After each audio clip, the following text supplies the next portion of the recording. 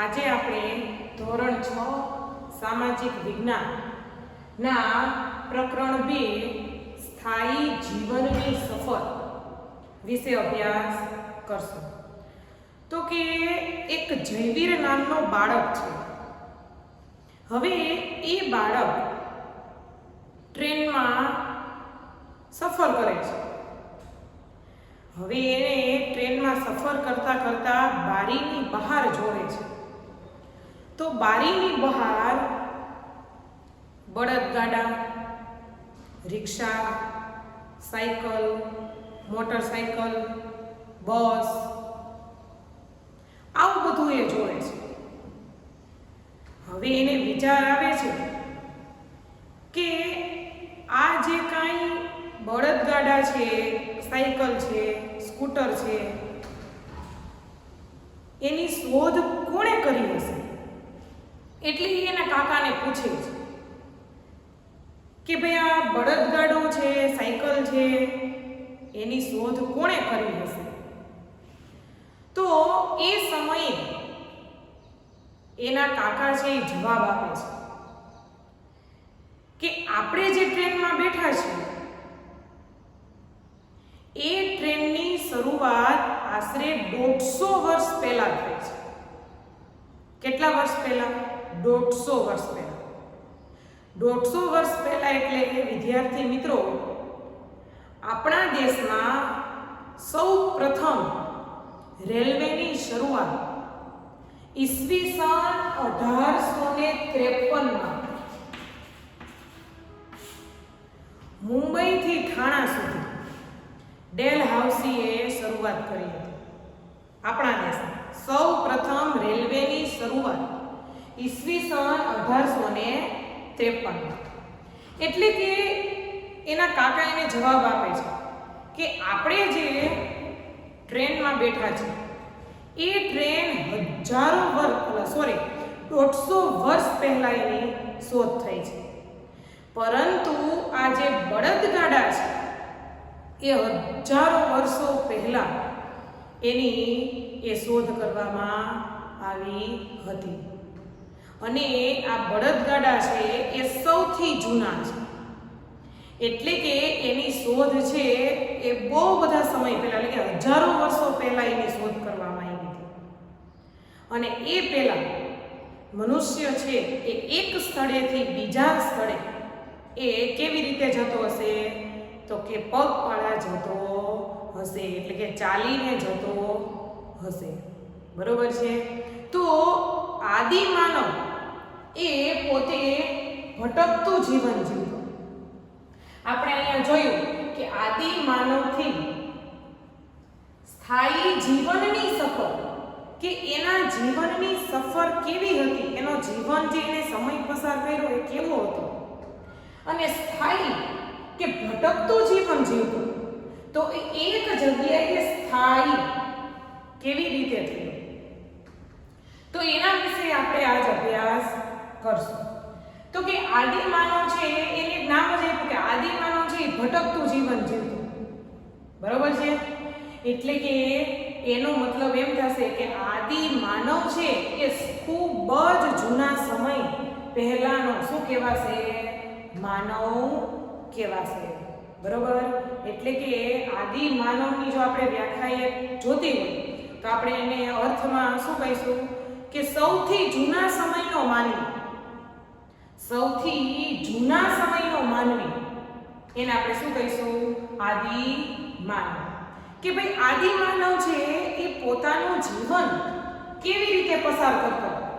તો કે પહેલા તો આપણે ખબર છે કે ભટકતું જીવન જીવતો.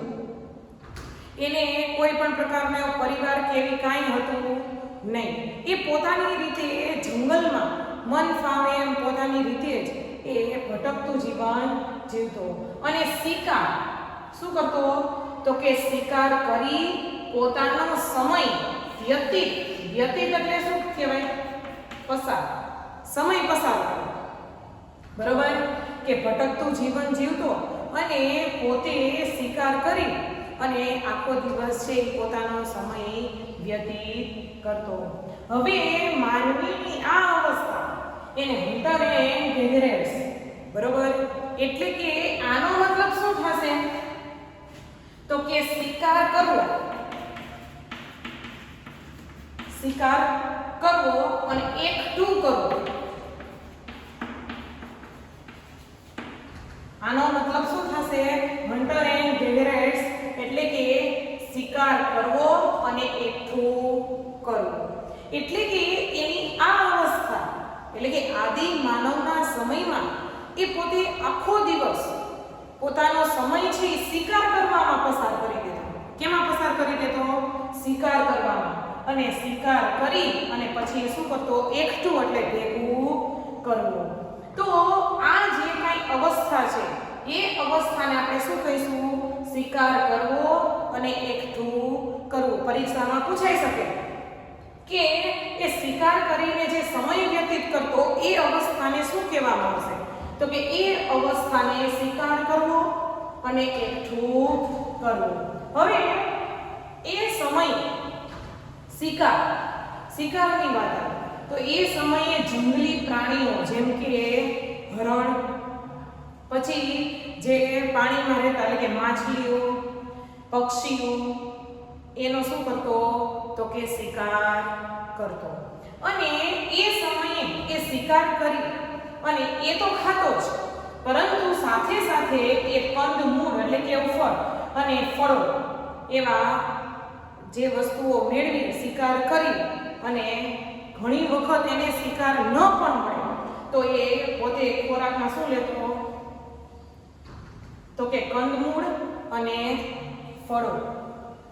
હવે એ શિકાર કરવો, બરાબર, કે એની આ અવસ્થા છે શિકાર કરવો અને એકઠું કરવું. એનો સમય જ એવો, એ અવસ્થા જ ટૂંકમાં આખો દિવસ શિકાર કરવાનું, ભેગું કરવાનું, એમ કરીને પોતાનો સમય છે એ શું કરી દેતો? વ્યતીત કરી દેતો. પરંતુ ઘણી વખત એ શિકાર કરવો એ સહેલું હતું નહીં, સરળ હતું નહીં. આથી ઘણી વખત એ જે જંગલી પ્રાણીઓ છે એ જંગલી પ્રાણીઓ આદિ માનવ ઉપર પણ શું કરતા? તો કે હુમલો કરતા. બરોબર, ઘણી વખત છે એ પ્રાણીઓ છે આદિ માનવ ઉપર પણ હુમલો કરતા. એટલે કે આ જે જંગલી પ્રાણીઓનો શિકાર કરવો એ સહેલું હતું નહીં. બરોબર, આથી એ આખો દિવસ ખોરાકની શોધમાં, પરીક્ષામાં પૂછાશે કે આદિ માનવ ખોરાકની શોધમાં કેવું જીવન જીવતો? તો કે ખોરાકની શોધમાં એક સ્થળેથી બીજા સ્થળે ભટકતું જીવન. કેવું જીવન? ભટકતું જીવન એ જીવતો. બરોબર છે કે ખોરાકની શોધમાં આદિ માનવ એક સ્થળેથી બીજા સ્થળે ભટકતું જીવન જીવતો. આ આદિ માનવ આ સમયે કયા? હવે એ ભટકતું જીવન જીવતો. બરોબર છે, તો એ સમયે આદિ માનવ છે એને કયા ફળો કે કયા કંદમૂળ ખાવા એની સમજ હતી નહીં. એટલે કે એ સમયે જે ભટકતું જીવન જીવતો તો કયા ફળો કે કંદમૂળ, બરોબર, ખાવા કે ન ખાવા એનું એને જ્ઞાન હતું નહીં. તો ઘણી વખત શું થતું કે અમુક એવી વનસ્પતિ એ ખોરાકમાં લેતો તો એ ઝેરી હોવાને કારણે ઘણી વખત આદિ માનવોનું મૃત્યુ પણ થતું. બરોબર છે, આથી એ જે કાંઈ અવસ્થા હતી શિકાર કરવો અને ભેગું કરવું, બરોબર, એ સમયે એ પોતે શિકાર તો કરતો જ, એ પણ સહેલું નહોતું. અને જ્યારે શિકાર કરી એને જંગલી પ્રાણીઓનો ખોરાક ન મળતો ત્યારે એ કંદમૂળ કે ફળો કે એવો ખોરાક મેળવતો. પરંતુ એ સમયે એ પણ એને સમજ ન હતી કે કઈ વનસ્પતિ ઝેરી છે અને કઈ વનસ્પતિ ઝેરી નથી. તો કઈ વનસ્પતિ ખવાય અને કઈ વનસ્પતિ ન ખવાય એની પણ સમજ હતી નહીં. તો ઘણી વખત ખોરાકમાં એવી ઝેરી વનસ્પતિ આવી જવાથી આદિ માનવોના મૃત્યુ પણ થયા છે. આમ તેનું અને ત્યાર પછી એણે એ જે કયા ખોરાક ખાવા અને કયા ખોરાક ન ખાવા, એટલે કે કયા ખોરાકો ઝેરી છે કઈ વનસ્પતિ ઝેરી નથી, એનું પણ એણે ધીમે ધીમે શું કર્યું? તો કે પોતાના જીવનમાં જ્ઞાન મેળવ્યું. એ સમયે જંગલી પ્રાણીઓ એટલે કે હરણ, ઘેટા બકરા એ સરળતાથી મારી શકાતા ન હતા. બરોબર? સોરી, હરણ, ઘેટા બકરા એ સરળતાથી મારી શકાય. આથી એ સમયે એ શોધવા એટલે કે આ જે હરણ જો જંગલી પ્રાણીઓ હશે, બરોબર છે, એ શું થશે તો કે એનો શિકાર કરવો એને સરળ નહીં, પરંતુ જે કંઈ હરણ છે, ઘેટા બકરા છે એ મારવામાં એને શું થશે સરળતા રહેશે. આથી એ શોધવા માટે એ પણ એક જગ્યાએથી બીજી જગ્યાએ પોતે ભટકતો રહેતો. બરોબર છે? આમ આદિમાનવ છે એ પોતે ખોરાકની શોધમાં આખો દિવસ એક સ્થળેથી બીજા સ્થળે શું કરતો વસવાટ કરતો, ભટકતું જીવન જીવતો. પણ મનુષ્યની સૌપ્રથમ જરૂરિયાત એટલે કે પાણી, કે એ પાણી જીવનની જરૂરિયાત, કે કોઈ પણ વ્યક્તિ હોય એને પાણીની જરૂર તો પડશે જ. આથી એ નદી કિનારાના જે સ્થળો હશે એવા સ્થળે જે શું કરશે વસવાટ કરશે. બરોબર? આથી એ કેવા સ્થળોએ વધારે રહેવાનું પસંદ કરતા તો કે જે જગ્યાએથી, જે સ્થળેથી એને સરળતાથી પાણી મળી રહે એવા સ્થળોએ આદિમાનવ છે એ પોતે વસવાટ કરવાનું પસંદ કરતો. બરોબર છે? આગળ જોશું. હવે આપણે આગળ જોશું ભારતમાં આદિ માનવના વસવાટના સ્થળો. બરોબર છે કે એણે પોતે કેવા કેવા સ્થળોએ એ વસવાટ કર્યો હતો. હવે આપણે આગળના ચેપ્ટરમાં જોઈએ કે એમાં તમે શબ્દ સાંભળ્યા પુરાતત્વ શાસ્ત્રી, અને આ નવો શબ્દ છે નૃવંશ શાસ્ત્રી, અથવા તો આપણે એને શું કહીશું ઇતિહાસકારો, કે જેણે પ્રાચીન સમયના જે કાંઈ અવશેષો એટલે કે જે કાંઈ વસ્તુઓ છે એ મળી આવેલી એની શું કરી હતી શોધખોળ કરી અને આપને એની શું આપી હતી માહિતી આપેલી. બરોબર? તો એણે એવા સ્થળોએ શોધી કાઢ્યા છે કે એવા સ્થળોએ એમને શું મળ્યા હોય આદિ માનવોના ઓજારો એટલે શસ્ત્રો. બરોબર છે? તો એ ઓજારો છે એ મળી આવે. આના ઉપરથી એ સમજ પડશે કે એ સમયે આદિમાનવ પથ્થર, લાકડા અને મૃત્યુ પામેલા જે કંઈ પ્રાણીઓ હશે એના હાડકાનો એ શું કરતો હશે ઉપયોગ કરતો હશે. શા માટે ઉપયોગ કરતો હશે તો કે શિકાર કરવા માટે. બરોબર? સમજ પડી? આથી એને એવા સ્થળો શોધી કાઢ્યા કે એ સ્થળોએથી એમને આદિમાનવે બનાવેલા ઓજારો મળી આવ્યા છે. એ ઓજારો પથ્થરના, લાકડાના અને પ્રાણીઓના હાડકાના ઓજારો મળી આવ્યા છે. એ પરથી આપણને એ સમજ પડશે કે એ સમયે આદિમાનવ છે એ પથ્થરના ઓજારો, લાકડાના ઓજારો અથવા તો પોતે બનાવેલા હાડકાના ઓજારો છે એનો એ ઉપયોગ કરતો હશે. હવે એ જે સમયગાળો તો કે એ સમયે તો એનો શિકાર કરવો અને એકઠું કરવો. હવે એકઠું કરવા માટે અને શિકાર કરવા માટે આખો દિવસ શું કરતો તો પોતે ભટકતું જીવન જીવતો. તો શિકારી અને ભટકતું જીવન જીવતા માનવો એ સમયે કેની સાથે સંકળાયેલા હતા પથ્થરો સાથે, કે પથ્થરોના ઓજારો બનાવતા એટલે એ પથ્થરની ટેકનોલોજી સાથે સંકળાયેલા હતા. કે એ સમયની ટેકનોલોજી એટલે પથ્થર સાથે સંકળાયેલા હતા. તો એ પથ્થરની ટેકનોલોજી સાથે સંકળાયેલા હોવાથી આ સમયને કયો યુગ કહેવાશે પાષાણ યુગ તરીકે ઓળખવામાં આવે છે, અથવા તો પાષાણ યુગ કહે છે. ફરીથી જોશું પાષાણ યુગ કોને કહે છે તો કે શિકારી અને ભટકતું જીવન જીવતા માનવ. શિકારી અને ભટકતું જીવન જીવતા માનવો એટલે કોણ તો કે આદિમાનવ. તો એ માનવો પથ્થરની ટેકનોલોજી સાથે સંકળાયેલા હોવાથી એ સમયને પાષાણ યુગ કહે છે. બરાબર છે. એ સમયે એ જે કાંઈ ઓજારો બનાવતા પથ્થરના, લાકડાના અથવા તો પ્રાણીઓના હાડકાના, તો એ પથ્થરોનો ઉપયોગ એ વનસ્પતિ કાપવા અથવા તો એ સમયે એ પ્રાણીઓને ચીરી અને એ ચામડી ઉખાડવા એટલે કે ચામડી મેળવવા માટે એ કોનો ઉપયોગ કરતો હશે? પથ્થરો.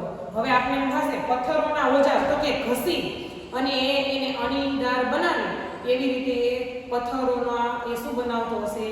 ઓજારો બનાવતો હશે. તો એનો બે ઉપયોગ, એક વનસ્પતિ કાપવા અને બીજું પ્રાણીઓને ચીરી અને એની ચામડી કાઢવા માટે એ કેનો ઉપયોગ કરતો હશે? તો કે પથ્થરોના ઓજારોનો ઉપયોગ કરતો હશે. હવે એ સમયે આદિમાનવ છે એ પોતે વૃક્ષની છાલ અને પ્રાણીઓના જે કઈ ચામડું ઉપર પ્રાણીઓની જે કઈ ચામડી હોય એનો ઉપયોગ ક્યાં કરતો હશે? તો કે પોતાનું શરીર ઢાંકવા માટે એ વૃક્ષની છાલ અને પ્રાણીઓના હાડકાનો શું કરતો હશે? તો કે ઉપયોગ કરતો હશે. બરોબર.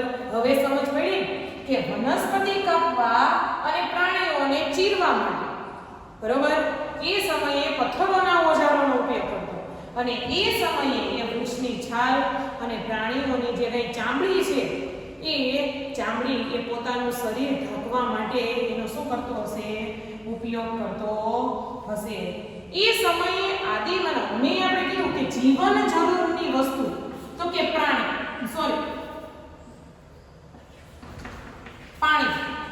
બરોબર છે.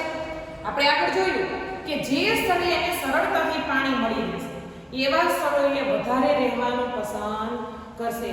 તો પુરાતત્વ શાસ્ત્રીઓએ શોધી કાઢ્યું કે સારા પ્રમાણમાં પથ્થર, લાકડા અને પાણી મળી રહે તેવા સ્થળોએ જે રહેવાનું પસંદ કરતો હશે. હવે એને ખબર કેમ પડી છે કે પથ્થર, લાકડા અને પાણી મળી રહે એવા સ્થળોએ જે રહેવાનું પસંદ કરતો? બરોબર. તો એવા સ્થળો એટલે કે જેમ કે પથ્થર, લાકડા અને પાણી, તો એવા સ્થળો કયા હોય? તો કે નદી. બરોબર છે.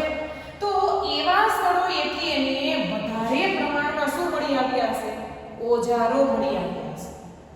એના ઉપરથી આપણને ખબર પડે કે આદિ માનવ છે એ આ સ્થળોએ વધારે રહેવાનું પસંદ કરતો હશે.